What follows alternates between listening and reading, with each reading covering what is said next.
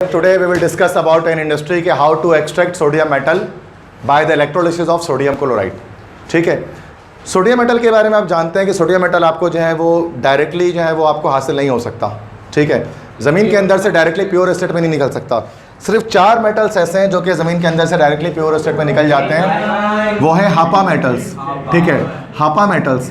हापा metals जो होते हैं उन्हीं को हम लोग कहते हैं, they are also called free metals. ठीक है, हापा मेटल्स वो होते हैं फ्री मेटल्स. ये वाहिद हैं जो कि जिनका और नहीं होता. हापा में होते हैं Hg, Ag, Pt और Au. ठीक है, that is mercury, silver, platinum and gold. ये 4 वो एलिमेंट्स हैं जो कि जिसका और नहीं होता. ज़मीन से डायरेक्टली आपको जो है वो निकल जाते हैं ये. इनके अलावा जितने भी एलिमेंट्स, जितने भी मेटल्स हैं पीरियोडिक टेबल में, उन सब को अगर आपको ज़मीन से निकालना होगा तो उसका और निकलेगा, उसका कंपाउंड निकलेगा. Now what you have to do, उस कंपाउंड से हम उसको सेपरेट करेंगे उस एलिमेंट को.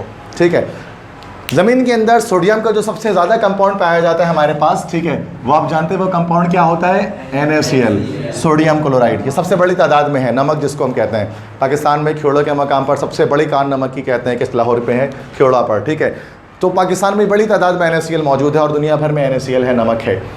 तो अब इस नमक से किस तरह से हम सोडियम को हासिल कर सकते हैं, चूँकि नमक NaCl है ना, अगर हम इसके इलेक्ट्रोलिसिस कर दें तो इससे सोडियम और क्लोरीन अलग हो जाएगा. क्लास 9th में जैसे मैंने आपको बताया था कि आप क्या करें कि आप 1 गिलास पानी लें, उस 1 गिलास पानी में आप एक नमक घोल दें फुल, जिस कदर घोल सकें, जिस कदर डिज़ोल्व कर सकें, मतलब सैचुरेटेड सोल्यूशन बना दें उसका. और जब आप उसको सैचुरेटेड सोल्यूशन बनाने के बाद एक सेल लें, नॉर्मल सेल लेने के बाद उसमें 2 जो है वो तार अटैच कर दें और 2 तार अटैच करके उसको जो है वो गिलास के अंदर डाल दें. तो उससे क्या होगा कि ऑटोमेटिकली आपको लगेगा कि पानी का कलर इस तरह से ग्रीन होना शुरू हो जाएगा और बबल्स बनने शुरू हो जाएंगे. मतलब क्लोरीन गैस और सोडियम मेटल आपको वहाँ से एक्सट्रैक्ट होता हुआ थोड़ी सी मिकदार में दिखाएगा. ये बच्चा घर पे छोटा मोटा हर कोई कर सकता है प्रैक्टिकल. तो इसी को हम कहते हैं इलेक्ट्रोलिसिस ऑफ सोडियम क्लोराइड. लेकिन अब इंडस्ट्री में हम बड़े पैमाने पर करते हैं यही काम. जब बड़े पैमाने पर करते हैं तो इसी को हम एक सेल यूज़ करते हैं उसके लिए, जिसको डाउन सेल कहते हैं. ठीक है, तो डाउन सेल सबसे पहले तो उसकी कंस्ट्रक्शन कैसे होती है. तो डाउन सेल एक टैंक होता है बड़ा. उस टैंक के अंदर बिल्कुल बीचों बीच में उसका सेंटर में ग्रेफाइट का एक रॉड लगा हुआ होता है. ग्रेफाइट के बारे में आप जानते हैं गुड कंडक्टर होता है, पहली बात तो ये, तो करंट कंडक्ट कर सकता है फ्री इलेक्ट्रॉन्स की वजह से. और ग्रेफाइट इनर्ट भी होता है. इनर्ट मतलब नॉन रिएक्टिव होता है. इसकी वजह से इसको बहुत ज़्यादातर प्रोसेस में सेकेंडरी केमिस्ट्री में हम ग्रेफाइट इस्तेमाल करते हैं एज इलेक्ट्रोड.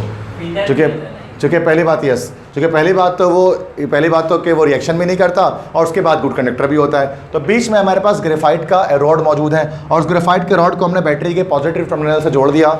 तो ये क्या कहलाएगा फिर इस सूरत में, now this will be called anode. तो ये ग्रेफाइट का एनोड बन गया. ठीक है, this is called graphite anode. अब इसके बाद क्या होगा कि इसके बाद इसके चारों तरफ एक गोल सी जो है कंप्लीट सर्कुलर एक जो है वो स्टील की प्लेट लगी हुई होती है. सर्कुलर स्टील प्लेट होती है जिसको हमने बैटरी के नेगेटिव से जुड़ा होता है, तो इसको हम लोग कहते हैं सर्कुलर स्टील कैथोड. ठीक है, बैटरी नहीं, पोर्स नहीं है कोई इसमें, चारों तरफ से जो है वो ये घुमा हुआ है. ये अच्छा, ये पूरा सर्किल में है ना. ये अब आपको सर्किल में दिख नहीं रहा होगा, आपको ये क्रॉस सेक्शनल डायग्राम मिल जाएगी. जैसे नॉर्मली होता है ना कि फ्रॉग वगैरह की क्रॉस सेक्शनल डायग्राम होती है या ह्यूमन हार्ट की क्रॉस सेक्शनल डायग्राम होती है कि उसको बीच से काट दिया जाए तो अंदर क्या चीज़ दिखेगी. इसलिए मैंने क्या किया है कि ये पूरा सेल था मौजूद. ठीक है, अर्तुरुल की तलवार लेकर मैंने उसको यूँ करके काट दिया. जिसको बीच से काटेंगे एकदम तो तलवार में बड़ी ताकत होती है, तो उसको जब काटेंगे तो ये दिख जाएगा. तो ये पूरा गोल बना हुआ है ये. लेकिन अब कट गया तो इसमें आधा दिख रहा है. जैसे गाड़ियों वगैरह में होता है ना कभी कि गाड़ियों वगैरह के क्रॉस सेक्शनल डायग्राम दिखा रहा होता है, कट के अंदर से इंजन दिख रहा होता है पूरा.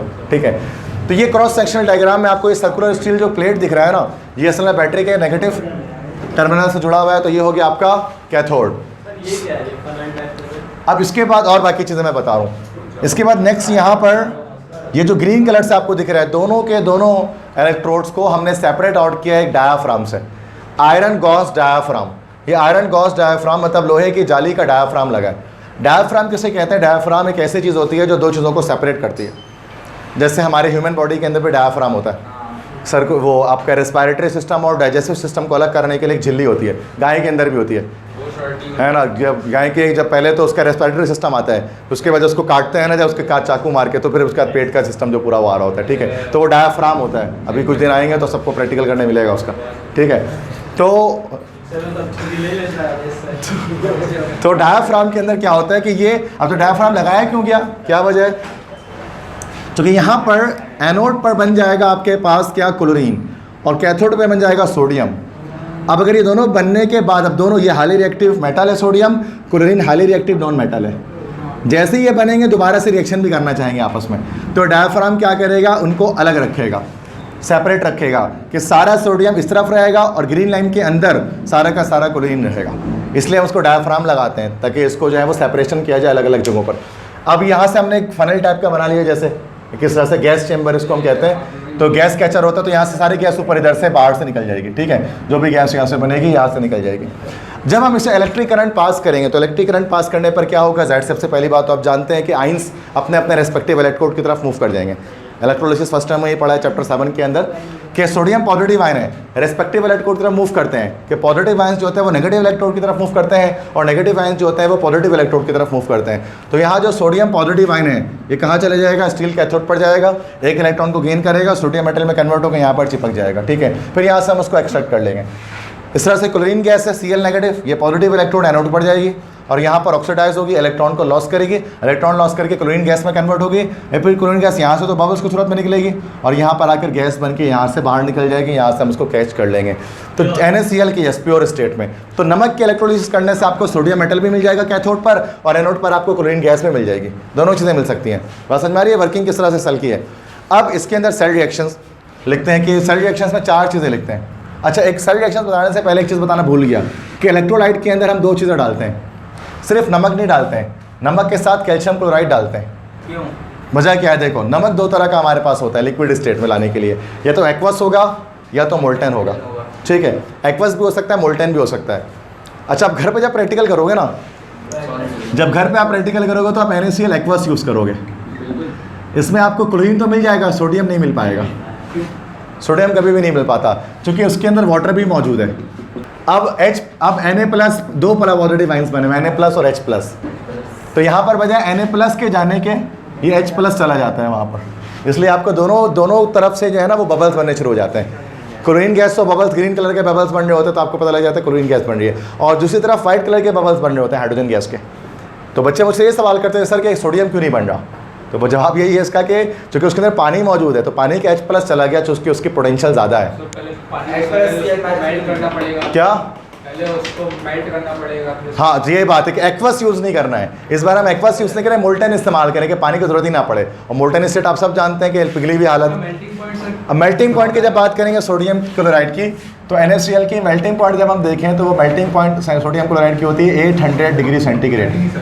800 डिग्री सेंटीग्रेड तो बहुत हाई टेम्परेचर है। घरों पे तो नॉर्मल सी बात है कि आप नहीं कर सकते, इंडस्ट्री में भी अगर आप इसको करेंगे तो ये बहुत ज़्यादा कॉस्टली पड़ेगा, इतने हाई टेम्परेचर तक पहुंचाना कॉस्टली पड़ता है, महंगा पड़ता है। तो क्या कर देते हैं, NaCl में इम्प्योरिटी ऐड कर देते हैं। जब किसी चीज़ में इम्प्योरिटी ऐड की जाती है तो ये केमिस्ट्री का रूल है कि उसकी मेल्टिंग पॉइंट डिक्रीज हो जाती है, कम हो जाती है, ठीक है।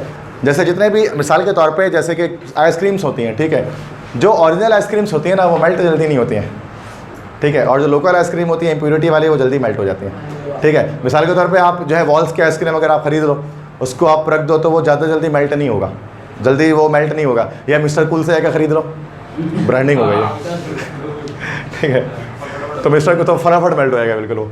चूँकि जब इम्प्योरिटी आ जाती है ना किसी भी सॉलिड के अंदर तो वो क्या होता है, मेल्टिंग पॉइंट डाउन हो जाता है उसका, जल्दी मेल्ट होना शुरू हो जाती है वो चीज़, ठीक है। ये केमिस्ट्री का सिंपल रूल है, किसी भी चीज़ पर ये रूल अप्लाई कर सकते हैं। तो जब इसमें हम थोड़ी सी कैल्शियम क्लोराइड डाल देते हैं इम्प्योरिटी, ये इम्प्योरिटी डालते हैं किस वजह से, ताकि इसका मेल्टिंग पॉइंट कम हो जाए। 800 से गिर कर ये मेल्टिंग पॉइंट इसका 600 डिग्री सेंटीग्रेड हो जाता है। इससे क्या होता है कि जल्दी मेल्ट कर पाता है। तो एक इलेक्ट्रोलाइट नहीं डाला जाता है, एक इलेक्ट्रोलाइटिक मिक्सर डाला जाता है। 200 ही कम किया। क्या 200 ही कम अब वो 200 ही कम किया, कोई वजह होगी उसके पीछे खास, ठीक है।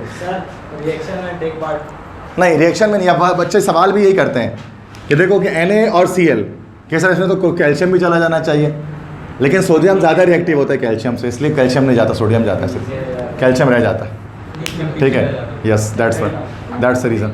अच्छा, अब क्या चीज़ आगे मैं बता रहा हूँ तुम लोगों को कि यहाँ पर इसके अंदर डाला गया, ठीक है, ये इलेक्ट्रोलाइटिक मिक्सचर Na+ और Cl- में ब्रेक हो गया। सबसे पहले होती है आयनाइजेशन, सबसे पहले आयनाइजेशन लिखते हैं रिएक्शन में। आयनाइजेशन मतलब आयोनाइज हो जाना अपने आइंस के अंदर। तो NaCl जो है बच्चों वो आयनाइज हो जाएगा अपने आइंस में, सॉलिड स्टेट में था पहले, तो इसको क्या किया गया, हीट किया गया, 600 डिग्री सेंटीग्रेड तक हीट किया गया कैल्शियम क्लोराइड की प्रेजेंस में, जिसकी वजह से क्या हो गया, ब्रेक हो गया अपना आइंस में। Na+ अलग हो गया और Cl- अलग हो गया। इसके नीचे AQ नहीं लिखना है एक्वस, क्योंकि पानी नहीं मिलाया है, तो डायरेक्ट L लिख देंगे कि ये लिक्विड स्टेट में मौजूद है, डायरेक्ट मेल्ट हो गया, लिक्विड बन गया, ठीक है। स्टेप तो पहला आयनाइजेशन, आयनाइजेशन के बाद हम लिखते हैं रिएक्शन एट कैथोड, कि कैथोड पे क्या रिएक्शन हुआ। ठीक है, कैथोड पे क्या रिएक्शन हो, तो याद रखिएगा कि कैथोड पे हमेशा क्या होती है, रिडक्शन। ठीक है, OARC ये याद करते हैं ना, OARC, oxidation at anode, reduction at cathode. तो ऑक्सीडेशन हमेशा एनोड पर होगी, रिडक्शन हमेशा कैथोड पर होगी। सही है, तो यहाँ पर कैथोड है तो यहाँ पर रिडक्शन हो जाएगी। रिडक्शन के क्या मतलब होते हैं, gain of electron, electron gain हो जाएगा यहाँ पर। तो सोडियम मेटल Na+ वो एक इलेक्ट्रॉन गेन करेगा और सोडियम सॉलिड में कन्वर्ट हो जाएगा, सोडियम मेटल में। ठीक है, और वो चिपक जाएगा यहाँ पर, सोडियम मेटल डिपॉजिट हो जाएगा, यहाँ से हम उसको एक्सट्रैक्ट कर लेंगे, निकाल लेंगे। उसके बाद थर्ड रिएक्शन, उसके बाद क्या होता है, रिएक्शन एट एनोड। अब एनोड पे उसका अलर्ट होगा, एनोड पे रिडक्शन तो होगी नहीं, तो एनोड पे क्या हो जाएगी, ऑक्सीडेशन। ठीक है, और ऑक्सीडेशन के क्या मतलब होते हैं, loss of electron, electron loss होगा, Cl नेगेटिव आन जाएगा पॉजिटिव एनोड पर। ठीक है, तो Cl नेगेटिव क्या करेगा कि इलेक्ट्रॉन को लॉस करेगा। इलेक्ट्रॉन को लॉस हमेशा एरो के राइट साइड पे दिखाते हैं और गेन हमेशा लेफ्ट साइड पे दिखाते हैं। ठीक है, तो Cl नेगेटिव एक इलेक्ट्रॉन लॉस करके Cl बन गया। अब लेकिन चूंकि ये गैस है और गैसेस के बारे में हर बच्चे जानते हैं कि वो डाई एटॉमिक स्टेट में होता है, गैसेस कभी मोनोटॉमिक स्टेट में नहीं होते, डायटॉमिक स्टेट में होते हैं। तो Cl नहीं बनता बल्कि Cl2 बनता है, और Cl2 बनने के लिए एक क्लोराइड नहीं चाहिए बल्कि तो दो मिलकर कितने इलेक्ट्रॉन निकालेंगे, 2 इलेक्ट्रॉन रिलीज करेंगे। ठीक है, तो ये आपका एनोड का रिएक्शन यहाँ पर हो गया। एनोड का रिएक्शन करने के बाद अब चौथा रिएक्शन, लास्ट रिएक्शन आप करते हैं D, जिसको हम लोग क्या बोलते हैं, ओवरऑल रिएक्शन। ओवरऑल रिएक्शन करने के लिए क्या करते हैं कि एनोड और कैथोड के रिएक्शंस को ऐड कर देते हैं। वी ऐड दीज 2 इक्वेशंस, और जब इन 2 रिएक्शंस को ऐड करते हो तो एक बात का खास ख्याल रखते हैं, और वो ये कि दोनों के इलेक्ट्रॉन्स कैंसिल आउट हो जाएं ऐड करते हुए। तो यहाँ 1 इलेक्ट्रॉन, यहाँ 2 इलेक्ट्रॉन, इलेक्ट्रॉन कैंसिल आउट नहीं होंगे। तो हमें इस वाले इक्वेशन को ऐसे नंबर से मल्टीप्लाई करना होगा कि बराबर हो जाए। तो इसको हम मल्टीप्लाई कर देंगे, किससे, 2 से मल्टीप्लाई कर देंगे इस इक्वेशन को।